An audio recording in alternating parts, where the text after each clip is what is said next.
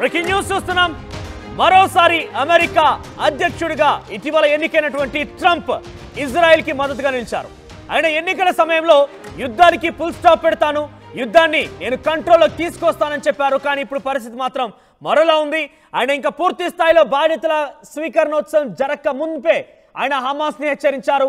Hamas చెరలో ఉన్నటువంటి 100 మంది ఇజ్రాయెల్ పౌరులని వెంటనే విడుదల చేయకపోతే మీకు ఇంతకు రెట్టింపుగా నరకం అంటే ఏంటో చూపిస్తాను, మీకు ఇంతకు రెట్టింపుగా తీవ్ర పరిణామాలను చూపిస్తానంటే హెచ్చరిస్తున్నారు ఆయన. 2020 జనవరి 20వ తేదీన ఆయన పూర్తి స్థాయిలో అమెరికా అధ్యక్షుడిగా ఆ పీఠాన్ని ఎక్కబోతున్నారు. అధికారికంగా ఆయన స్వీకరణోత్సవం తీసుకోబోతున్నారు. అధ్యక్ష పీఠాన్ని అధిరోహించబోతున్నారు. ఆ లోగా గనక అటు హమాస్ ఇజ్రాయెల్ పౌరులను విడుదల చేయకపోతే గనక నరకం చూస్తారంటూ హెచ్చరిస్తున్నారు ట్రంప్. గతంలో ఎప్పుడూ కూడా చూడనటువంటి పరిణామాల్ని చూడాల్సి వస్తుంది.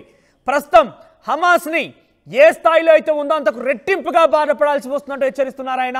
ఇజ్రాయెల్కి తన సంపూర్ణ మద్దతునిచ్చారు. ఇజ్రాయెల్ సంబంధించినటువంటి 100 మందికి పైగా ఆ పౌరులని బందీల్లో ఉన్నటువంటి ఆ వ్యక్తుల్ని విడుదల చేయకపోతే హమాస్ పై డెఫినెట్గా తీవ్రమైనటువంటి పరిణామాలు ఉంటాయంటూ హెచ్చరిస్తున్నారు ఆయన. గతంలో జో బైడెన్ కూడా ఇజ్రాయెల్కి ఏకంగా మాటల రూపకంగా మద్దతు ఇవ్వడమే కాకుండా తన యొక్క అణ్వాయుధాలని అన్ని రకాల ఆయుధాలని అన్ని రకాలని కూడా సమకూర్చి ఇజ్రాయెల్కి తోడుపాటుగా నిలిచాటు ఇరాన్, హమాస్, లెబనాన్, సిరియాలపైన జరిగేటువంటి దాడిలో సంపూర్ణ మద్దతునిచ్చారు. గతంలో ఇరాన్ ఇజ్రాయెల్ పై దాడి చేసే సమయంలో కూడా జో బైడెన్ ఇదే తరహాలో ఇరాన్ని హెచ్చరించారు. కానీ అమెరికా అధ్యక్షుడిగా ట్రంప్ ఎన్నికైన తర్వాత, ట్రంప్ అధ్యక్ష పీఠం అధిరోహించిన తర్వాత యుద్ధానికి ఫుల్ స్టాప్ పడుతుందేమో. ఎందుకంటే ఈరోజు ఇజ్రాయెల్, లెబనాన్, సిరియా, ఇరాన్, హమాస్లపై చేస్తున్నటువంటి ఈ దాడి రేపటి రోజున అణ్వాయుధాల వరకు కూడా చేరిపోయి 3వ ప్రపంచ యుద్ధానికి కూడా దారితీసే అవకాశం ఉన్నట్టుగా చాలామంది ప్రపంచ మేధావులు ప్రపంచవ్యాప్తంగా చర్చ జరుగుతోంది. కాబట్టి దానికి ఫుల్ స్టాప్ పెట్టాలంటే ట్రంప్ అయితేనే కరెక్ట్. ట్రంప్ వచ్చాకే యుద్ధం ఆగుతుందని చాలామంది ఎక్స్పెక్ట్ చేశారు. కానీ ఈరోజు ట్రంప్ వచ్చాక కూడా ఆయన బహుశా ఈ యుద్ధాన్ని ఆపాలనే ఆలోచన చేసే ఇజ్రాయెల్ పౌరును వదిలిపెట్టాలని చెప్పారా, లేదంటే హమాస్ని హెచ్చరించడం కోసం ఈ రకంగా మాట్లాడుకొచ్చారా?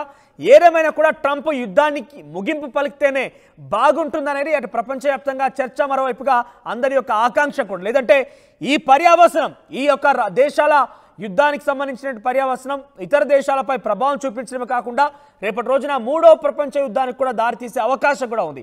ఈ నేపథ్యంలో ట్రంప్ వస్తే మార్పు జరుగుతుందని చాలామంది ఎక్స్పెక్ట్ చేశారు.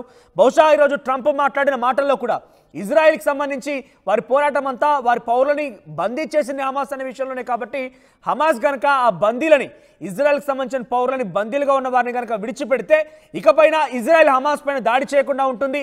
ఆ ప్రతిదాడిగా హమాస్ కూడా ఇజ్రాయెల్ పైన దాడి చేయడం, హమాస్ మీద దాడి చేస్తోంది. కాబట్టి ఇరాన్ హమాస్కి మద్దతుగా నిలిచే క్రమంలో ఇరాన్ కూడా ఇజ్రాయెల్ పై దాడి చేయడం, ఇజ్రాయెల్ ఇరాన్ పై దాడి చేయడం, ఇవన్నీ కూడా రకరకాల ఇంటర్లింకింగ్ పరిణామాలు ఉన్నాయి. కాబట్టి వాటికి ఫుల్ స్టాప్ చెప్పాలంటే హమాస్ని హెచ్చరించి హమాస్ తన చేతిలో ఉన్నటువంటి ఆ బందీలని, ఇజ్రాయెల్ పౌరులని విడుదల చేస్తే దానికి ఫుల్ స్టాప్ పెట్టాలని భావించారేమో. కానీ ఆయన చాలా స్ట్రాంగ్ వార్నింగ్ అయితే ఇచ్చారు.